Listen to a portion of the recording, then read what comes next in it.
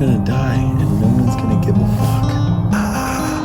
Killed and held for ransom for over a woman? My boy's graduation was fire. But now we're back to being intentionally homeless again. Moment of truth. If my bag is still behind that Verizon store, we're back in Phoenix. Damn, yes, I am on the airport floor laying on the bag that I put all of my layers of clothes on because I wasn't going to pay for the $100 for the bag. I will celebrate his death with success. It's going to make sense.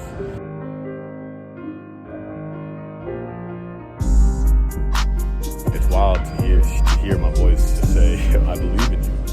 I am a chameleon and I'm cutthroat. I'll get this shit done. Much love, keep spreading. Goddamn. You choose how you handle death. My boy's graduation was fire. But we're back to being intentionally homeless again. I gotta put all that shit back on. You know what's so amazing is telling all my friends, right, that I'm intentionally homeless and explaining to them. And I didn't feel like, and yeah, I do feel like I need to explain myself at this point because I need to make sure that the people that I love know that I have a certain amount of peace and health and safety. And that's really important to me, and I know that's important to them. And it's amazing to see how each one of them, they had their questions, but each one of them didn't go 0 to 100 to understand that this is something that I would fucking do. That to understand that it's calculated, to understand that this is something that I'm following within my passion and my purpose, and that this is going to lead to the next thing that I've done because of the credibility of what I've done in my past. And it's wild to hear my voice just say, I believe in you. And for what you're going to do next is going to be something special, and they know that it's going to take a certain level of not only comfortability, but a certain amount of sanity and they've seen it, right? They've seen the people that have done things that are inexplainable, that don't make sense because they've done inexplainable things. And they know that if there's any of their boys that are going to fucking do that, especially even my family and friends, it's going to be me. And with success, it's going to make sense. Because there's a certain level of what I believe is an excitement and adrenaline, which most people think is fear and anxiety and stress. Of course, right? There's so much uncertainty to this. There's no way there's any of this that's supposed to make sense to say that this is supposed to work. Me being intentionally homeless, doing the door-to-door positivity talks, talking about the oppression of ethical non-monogamy, open relationships, and swingers, and then starting my own homeless give back program for the homeless, and just going in on that blueprint, right? Because I believe that anybody that, if you have a certain amount of suffering, if you help other people with their suffering, that problem will help solve your problem. And I want to be the example for that, right? And this is part of the journey, and I'm excited for it. Gotta put this shit on. One day. This will be the fucking thing. Myself keep spreading. Loves to answer another question. Change the world one person at a time. Out there. Say, wow.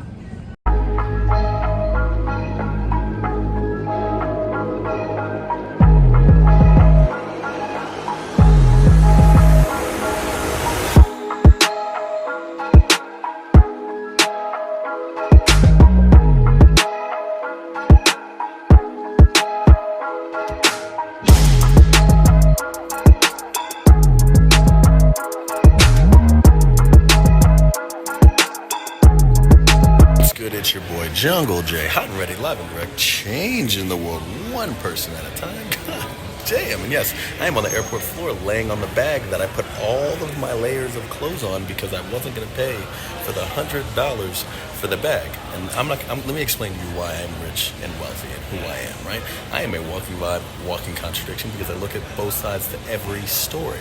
And I'm balancing my life off of my vulnerabilities versus my accomplishments, right?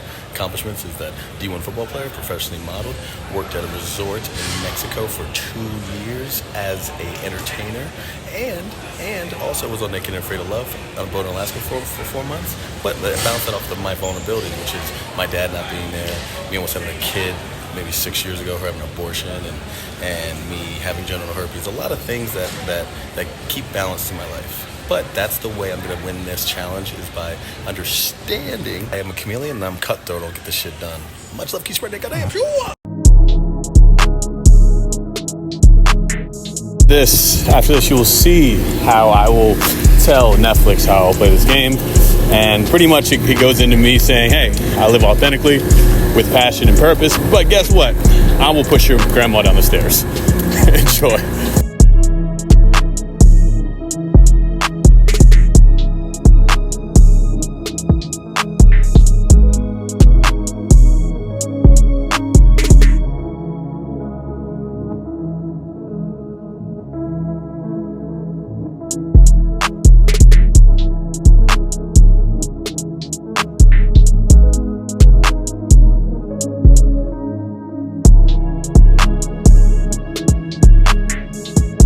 Seeing that I have 10 layers on, I thought I would show you all how the fuck I'm getting up right now with 100 layers of clothes on. Watch this. Watch.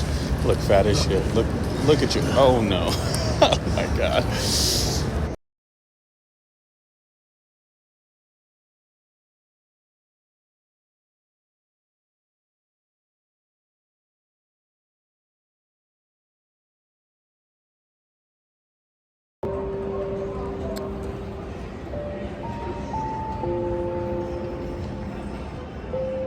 Never really know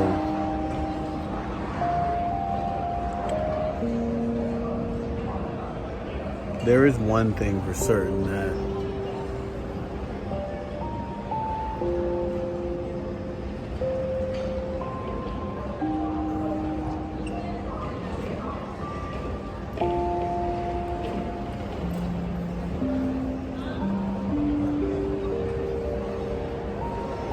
it's so wild because I can't even finish my sentences.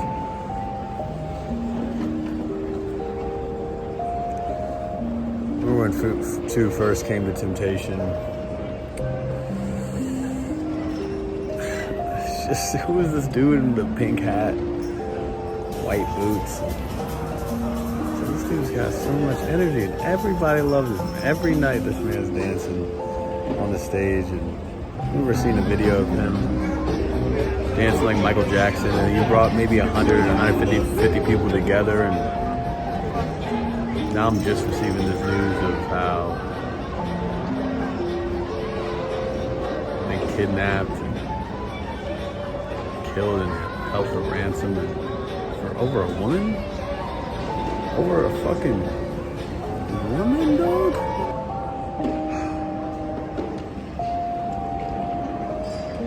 Over a fucking woman.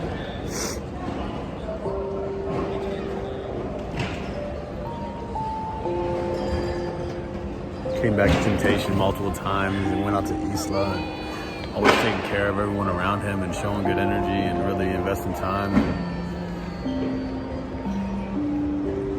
You better live this life at the highest level, because it depends on how many lives you lived. And ever since he did get out of that marriage that he was in, he just said he's gonna live for him. And I think maybe he was trying to find that love within himself, within somebody else.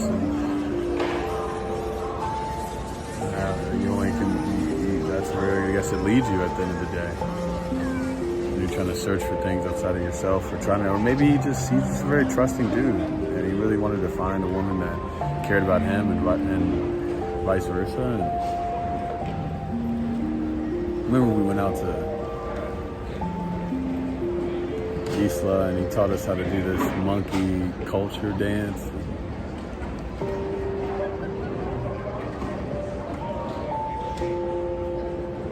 Really wild. I feel, as I've said in the past, even though this might be early to say it, death is always the celebration of life, of understanding how many lives they lived, and knowing that it gives you a different reason to why you live the life that you live now. I'm not saying this isn't a sad moment, not saying that this doesn't hurt a lot of people, but I'm saying that this is going to be a reminder to everybody to how to live, why to live, and appreciate the relationships that you're in, and I do, and it doesn't take me needing a best friend going like this. But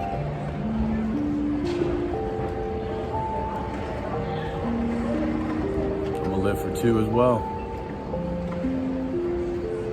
My best friend overdosed on cocaine. Now I got boys get kidnapped for a woman, bro.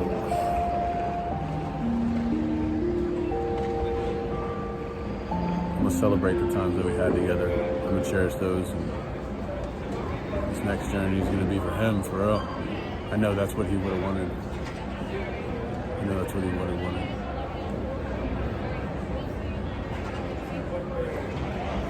If there's any chance of catching these people that did it, maybe this post, along with the 1,000 other posts on Facebook and Instagram, are gonna gain some attention to maybe finding this. There's a 1% chance, because they have the cell phone. They have his cell phone. I don't know what they have. If there's any chance, this can maybe find its way to where it needs to. Maybe there's a 1% chance, but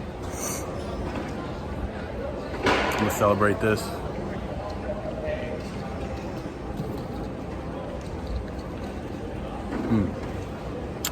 I'm going to celebrate this for the rest of my life, an aspect of how I will live for him at the highest level, period. Yep. Myself too. Keep spreading it.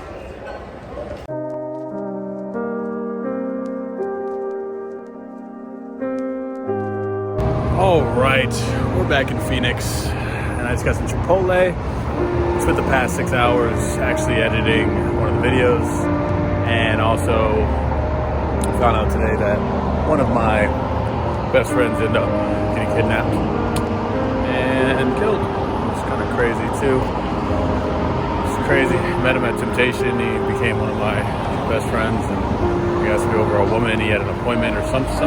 He was probably meeting up with her to try to not do anything with her, but just spend time.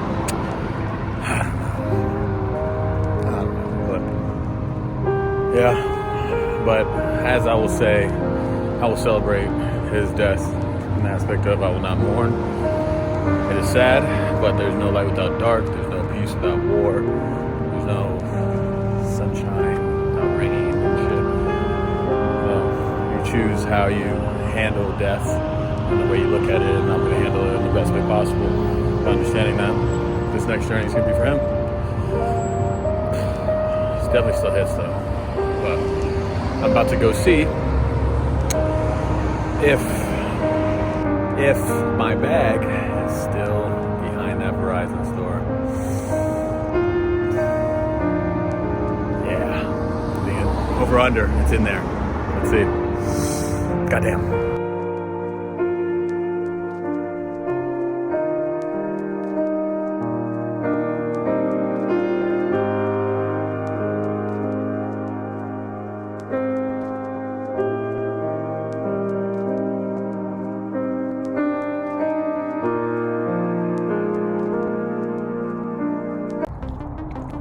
Truth. Moment of fucking truth. Let's fucking go. It looks like it might still be there. It looks like it might still be there.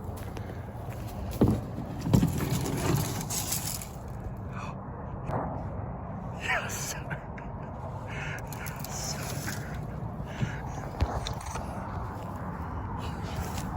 Let's go. Let's go.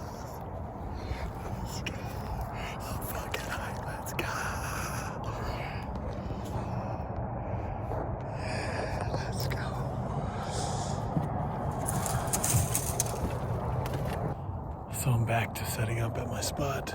Oh, you can't see shit. Here we go. In the cut. Yes, sir. Just got done doing a couple hours on the video, YouTube video, and I'm just gonna finish doing all the content tomorrow. Wake up, do my daily disciplines, start that tomorrow, and finish the content I need to post, and make today what it needs to, finish it out. It's hard to fucking record myself doing shit at Taco Bell when this is my only fucking camera to record on. It's the shit and it's the phone I'm working on. So actually gotta make it work. I'm gonna put up this tent. It's gonna take me like 30 minutes and knock the fuck out. Yeah. Day 007 of being intentionally homeless. We were at the airport for about I got to the airport about 1:30 and I ended up just staying there. I was about to get a fucking train to come here. I said, fuck it. I'm just gonna sleep at the airport and then work on the videos. And then I found out my best friend too ended up getting kidnapped, held for ransom, and killed. And when I say it, it doesn't sound real, but it's probably one of the realest things that I come to grips with to understand that. I'm starting to think about death more and more every day. An aspect of knowing it's inevitable, knowing that it actually makes me present in my current moment, to know that we're all gonna die and no one's gonna give a fuck. Straight up. I mean, I care about my boy too. I care about Kobe who died, I care, but in 300 years, nobody's gonna give a fuck. So how are you gonna make the most of what you can do right now? How much, what really matters is the people and the experiences that you make an impact on within yourself, that self-love, and then the people that you can give love to. That really fucking matter at the end of the day. So that's what I'm doing, being fucking intentionally homeless, is living intentionally and understanding where my awareness is, and really just making sure I'm doing everything I can within the time that I have to make the most of this. So, yeah, I worked on a video with 2 today, which I might just do a fuck it. Throw up right now, 5 minutes of that, and then I worked on the video, my first YouTube video I'm going to drop, and then I have to drop the one of saying why I'm going to be intentionally homeless, and then day 1, day 2, day 3, day 4, day 5, day 6, and then get started on this fucking journey. It's just a lot to do within the time frame I need to do and make it happen. So went to Taco Bell. Well, I ate Chipotle, and then I went to Taco Bell to work on the videos, and that was my day. So yeah, day 007. Let's see what this next journey has alive for tomorrow. All right, knocking out. Doses. Shit.